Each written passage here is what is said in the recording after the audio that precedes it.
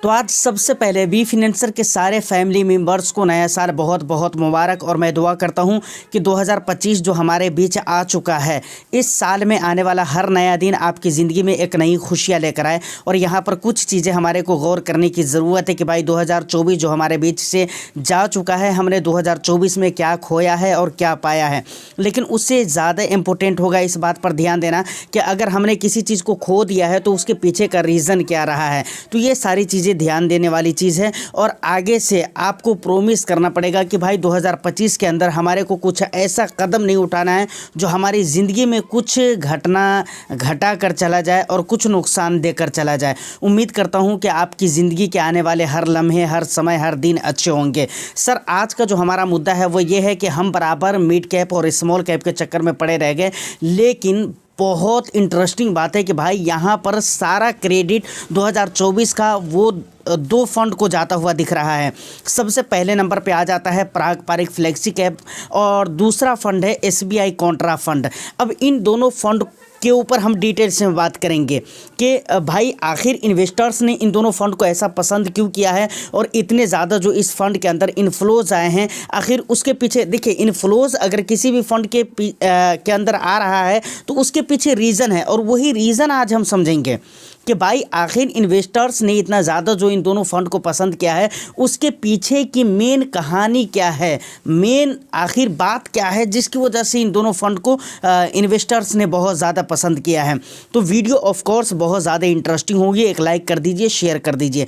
Channel को अगर अभी तक आपने सब्सक्राइब नहीं किया है तो चैनल को भी ज़रूर सब्सक्राइब कर लीजिए, क्योंकि इस तरह के कंटेंट आपके लिए आते रहेंगे। और दूसरी बात, 2025 शुरू हो चुका है तो आप भी बी फिनेंसर को ज़्यादा से ज़्यादा सपोर्ट करें, क्योंकि ज़ीरो से शुरू किया था और आज यहाँ तक अगर पहुँचा तो यकीनन ये आप लोगों की मोहब्बत है, आप लोगों का प्यार है, जिसकी बदौलत आज बी फिनेंसर 5000 का लेवल क्रॉस कर चुका है। और मुझे उम्मीद है कि आने वाला समय में इससे भी कई गुने ज़्यादा होंगे। या आप लोगों की मोहब्बत पे मुझे पूरी तरह से भरोसा है।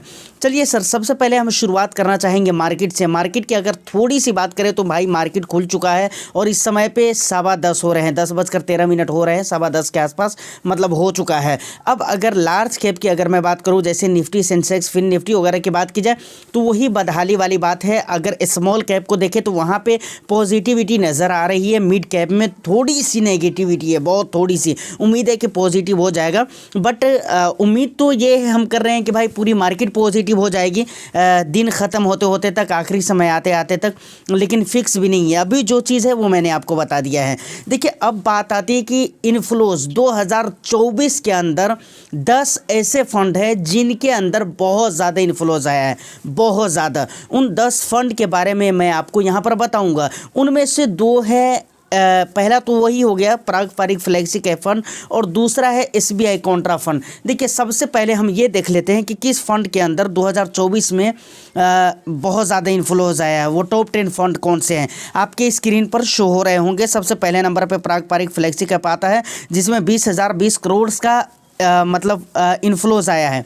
जो भी यहाँ पर 1000 बताऊंगा वो करोड़्स में होंगे, ठीक है ना, उसके काउंट आप करोड़्स में करेंगे। दूसरे नंबर पे आ जाता है SBI कॉन्ट्रा फंड, जिसमें 15,630 करोड़ का मतलब इन्फ्लोज आया है। तीसरे नंबर पे आ जाता है Nippon India ETF Nifty 50 14,210 crore का इन्फ्लोज आया है। चौथे नंबर पे HDFC मैन्युफैक्चरिंग फंड है, जिसमें 12,370 करोड़ का इन्फ्लोज आया है। उसके बाद आ जाता है मिड कैप, मतलब मोतीलाल ओसवाल का मिड कैप 5 नंबर पे, जिसमें 11,700 करोड़ का इन्फ्लोज आया है। उसके बाद छठे नंबर पे निपॉन का लार्ज कैप आ जाता है, जिसमें 10,910 करोड़ का इन्फ्लोज आया है। उसके बाद SBI एनर्जी फंड है, उसके बाद कॉन्ट है, उसके बाद ICICI। ये सारी चीज़ें आप देख सकते हैं, आपकी स्क्रीन पे मैंने लगा दिया है। अब यहाँ पर हमारा मुद्दा 2 है। सबसे पहला है पारंपरिक फ्लेक्सी कैप फंड और दूसरा है SBI कॉन्ट्रा फंड। आखिर इन दोनों फंड के अंदर ऐसा क्या खास है जिसकी वजह से इन्वेस्टर्स ने इतना पसंद किया है। सबसे पहले हम पारंपरिक फ्लेक्सी कैप फंड की बात करेंगे कि भाई फ्लेक्सी कैप कैटेगरी कैटेगरी में ऐसे भी दूसरे फंड हैं जिन्होंने पारंपरिक फ्लेक्सी कैप से अच्छे रिटर्न्स दिए हैं, वो भी 1-2 टाइम ड्यूरेशन में नहीं बल्कि मैक्सिमम टाइम पीरियड में पारंपरिक फ्लेक्सी कैप से अच्छा रिटर्न्स दिया है। मैं एग्जांपल के लिए जेएम फ्लेक्सी कैप फंड को लेना चाहूँगा, फिर भी आपके स्क्रीन पर शो हो रहा होगा।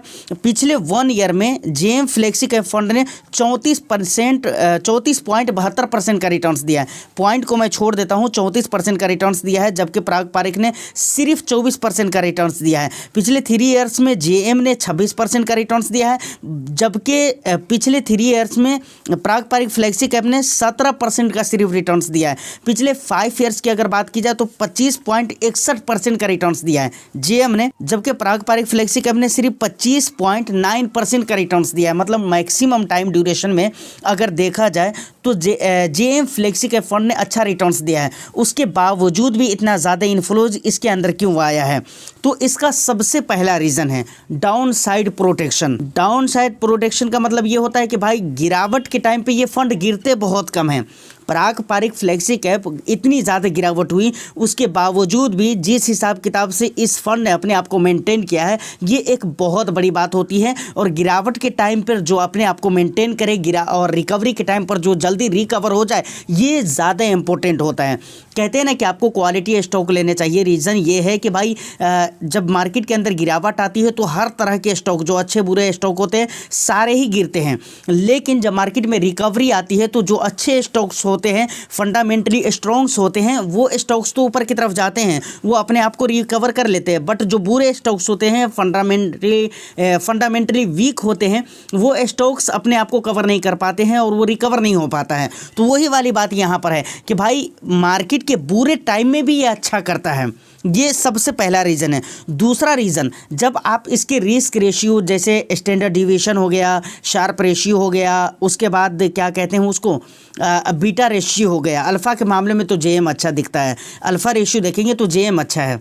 तो इन तमाम तर रेशियोज़ को अगर देखेंगे अल्फ़ा रेशियो को छोड़कर, तो सारे ही अक्सर ज़्यादातर रेशियोज़ आपको क्या कहते हैं पारंपरिक फ्लेक्सी कैप फंड के फेवर में दिखेंगे आपको। तो ये 2 रीज़न है जिसकी वजह से पारंपरिक फ्लेक्सी कैप फंड को ज़्यादा इन्वेस्टर्स ने पसंद किया है। तो ये बात आपको क्लियर हो गई। अब दूसरे नंबर पे आता है कि भाई एसबीआई कॉन्ट्रा फंड को क्यों लोगों ने पसंद किया, जबकि कॉन्ट्रा कैटेगरी में इन्वेस्को इंडिया भी है या और भी कई सारे फंड्स हैं जो कि अच्छे फंड्स हैं, लेकिन उसको आखिर नहीं पसंद करके एसबीआई कॉन्ट्रा को क्यों पसंद किया है। जबकि पिछले 1 ईयर का अगर रिटर्न्स देखेंगे तो एसबीआई कॉन्ट्रा ने 19% का सिर्फ रिटर्न्स दिया, सिर्फ 19.03% का रिटर्न्स दिया है, जबकि इन्वेस्को ने 31.37% का रिटर्न्स दिया है। मतलब ज़्यादा रिटर्न्स दिया है, 11% ज़्यादा रिटर्न्स है समझ लीजिए। तो और उसके बाद पिछले 3 ईयर्स का अगर रिटर्न्स देखें तो एसबीआई कॉन्ट्रा ने 23% का रिटर्न्स दिया, जबकि इन्वेस्को ने सिर्फ 21% का रिटर्न्स दिया। पिछले 5 ईयर्स में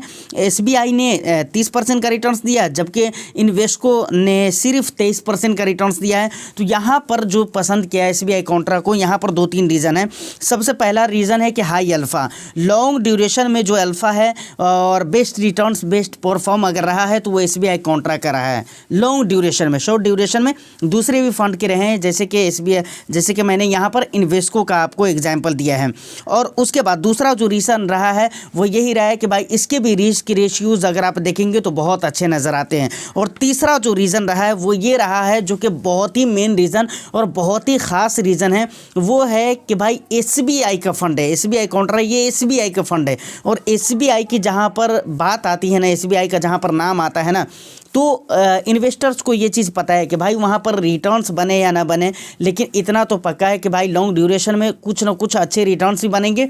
और दूसरी बात कि एसबीआई अपने आप में एक लेवल है, एक ब्रांड है, जिसकी वजह से इन्वेस्टर्स का बहुत ज़्यादा बिलीव और भरोसा है एसबीआई की स्कीम पर। तो ये एक बहुत बड़ा मेजर रीज़न है जिसकी वजह से एसबीआई कॉन्ट्रा को लोगों ने पसंद किया है। तो फाइनली अब आपको कुछ बातें याद रखनी चाहिए जो कि बहुत ही मेन है। इन चीज़ों को मैंने आपको क्यों दिखलाया और इन चीज़ों चीज़ों से आपको क्या सीखना चाहिए। देखिए, 2 बात यहाँ पर मुझे लगता है कि आपको बताना चाहिए। सबसे पहली बात तो ये है कि भाई अक्सर हम मिड कैप और स्मॉल कैप के चक्कर में पड़े रहते हैं, ज़्यादातर इन्वेस्टर्स ऐसा करते हैं, समझ रहे हैं ना।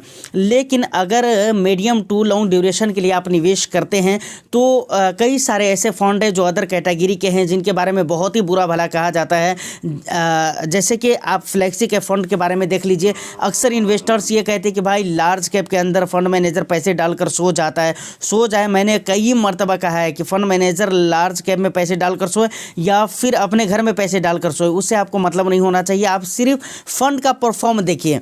तो मेरे कहने का मतलब है कि भाई स्मॉल कैप और मिड कैप के बाहर भी कुछ ऐसी कैटेगरीज है जिस पे आपको ध्यान देनी चाहिए कि वहाँ पर रिटर्न्स बनते हैं। जैसा कि आपने देखा है SBI कॉन्ट्रा को, और उसके बाद क्या कहते हैं पारंपरिक फ्लेक्सी कैप फंड को। और दूसरी बात मैं वही कहना चाहता हूँ जो मैं बोल चुका हूँ कि भाई ये आपको बिल्कुल नहीं सोचना है कि भाई फ्लेक्सी कैप फंड में हमको निवेश नहीं करना है या मल्टी कैप फंड में हमको निवेश नहीं करना है। देखिए, बहुत सारे लोग क्या कहते हैं कि भाई जब स्मॉल कैप और मिड कैप और लार्ज कैप पोर्टफोलियो में हो तो क्या ज़रूरत है फ्लेक्सी कैप या फिर मल्टी कैप में निवेश करने की, क्योंकि मल्टी कैप के पैसे तो इन्हीं 3 मार्केट कैप में जाते हैं, जबकि ऐसा नहीं होना चाहिए और ये थिंकिंग आपकी नहीं होनी चाहिए।